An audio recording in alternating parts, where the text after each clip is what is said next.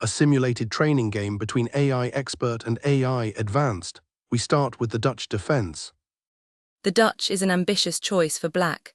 By playing f5, they're immediately fighting for the center, but accepting some structural weaknesses around their king. The bishop on g5 is a classic probe. White is essentially asking black how they intend to develop their kingside without creating too many holes. White responds with bg5 and e3, establishing a solid foundation. It's a bit awkward, but it avoids blocking the g-pawn.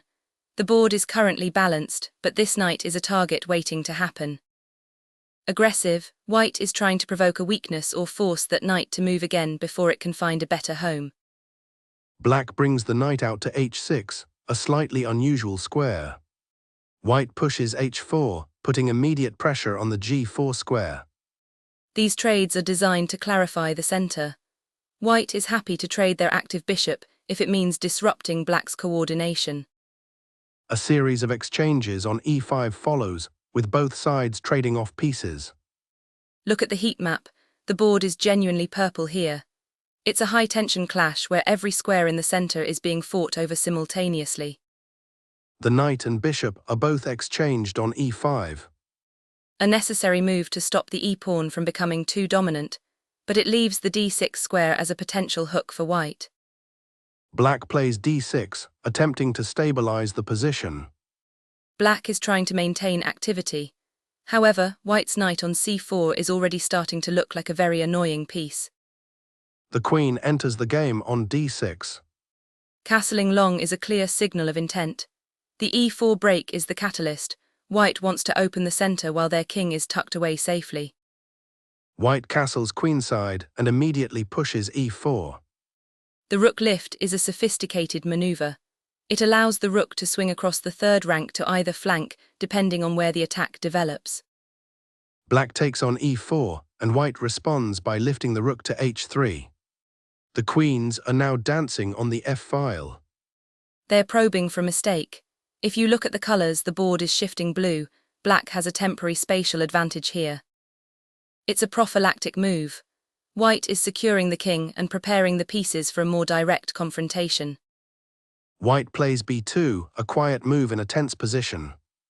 Bold, white is trying to shatter black's queenside structure. The board is purple again, absolute chaos in the center and on the wing. A sudden knight sacrifice on b6. The pressure is becoming unbearable. Black's king is forced to move to f7, losing any hope of a coordinated defense. White captures the pawn on b7. That's a strategic decision, not a tactical blunder. White is happy to enter an endgame where their structure is superior and black's king is exposed. White offers a queen sacrifice on f6. White is trading activity for material. By simplifying, they're reducing black's chances for a messy counter-attack. Black takes the rook on g2, but white immediately recaptures on c6. Notice the shift to red on the heat map. White has finally seized control of the board's geography.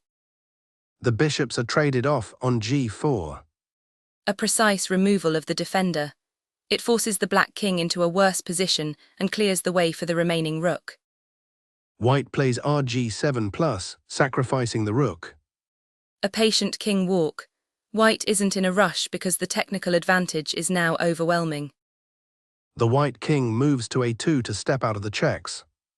Cleaning up the board. The heat map shows a brief balance, but black has no active plan left to save the game. White captures the pawn on e4. This is the final nail. The c-pawn is a battering ram and black's rook is too passive to stop it. White begins the march of the c-pawn. The king becomes an attacking piece in the endgame. He's simply clearing the path for the promotion. A final sequence of checks leads to mate on c8.